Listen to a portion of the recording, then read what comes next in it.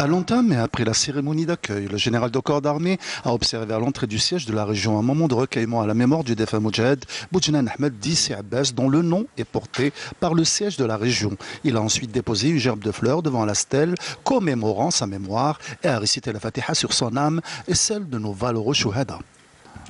À l'issue et en compagnie du général-major Meftah Souab, commandant de la région, le général de corps d'armée s'est réuni avec les cadres et les personnels de la région en présence des représentants des différents services de sécurité où il a prononcé une allocution d'orientation diffusée via visioconférence à l'ensemble des unités de la région et à travers laquelle il a mis l'accent sur les grandes missions nobles de l'armée nationale populaire qui s'attache immuablement à les accomplir amplement et parfaitement. Il a également attiré l'attention sur une importante question ayant trait à certains individus et partis qui tentent de préjuger sans véracité des prises de position de l'institution militaire vis-à-vis des élections présidentielles et s'arrogent à chaque fois le droit de parler en son nom par tous les moyens, notamment les médias.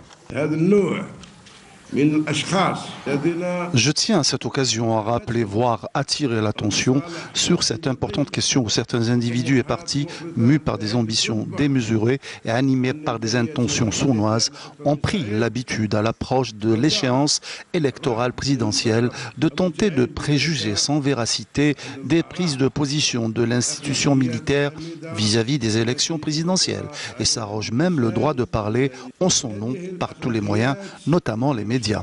Tel est ce genre d'individus qui font prévaloir leurs intérêts personnels étriqués et leurs ambitions démesurées qui n'est absolument pas en rapport avec leur véritable capacité sur plus d'un plan. Ces individus optent désormais sans scrupule pour cette démarche en parole et en acte, en faisant fi de toutes les traditions et les bonnes valeurs desquelles est imprégné l'Algérien correct et qui sont adoptées par le peuple algérien.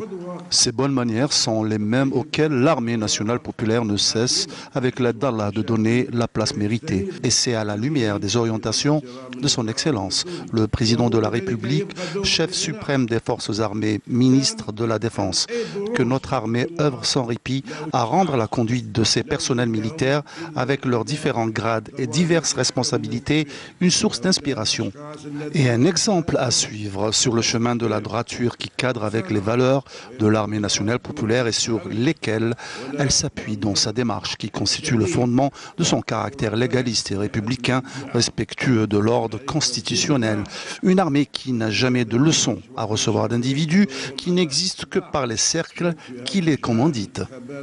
Perdant le sens de la mesure, ces individus s'accordent une vocation et une dimension qui ne sont pas les leurs et se lancent sans aucun scrupule dans des affabulations débridées découlant d'un narcissisme maladif qui les pousse jusqu'à prétendre bien connaître le haut commandement de l'armée nationale populaire pour prévoir sa position vis-à-vis des élections présidentielles. Grave dérive qui dénote d'un seuil inquiétant d'inconscience que seule l'ambition aveugle peut provoquer. Le général de corps d'armée a rappelé que l'armée nationale populaire continue sans répit à consentir davantage d'efforts persévérants, réfléchis, prometteurs et ambitieux avec la même volonté et la même détermination, étant une armée purement professionnelle qui aspire à promouvoir et à développer toutes ses composantes afin de pouvoir demeurer ce rempart qui défend et protège l'Algérie et uniquement l'Algérie contre toute éventuelle menace, quelle que soit la nature et l'origine. Ils font semblant d'oublier que les efforts consentis par l'armée nationale populaire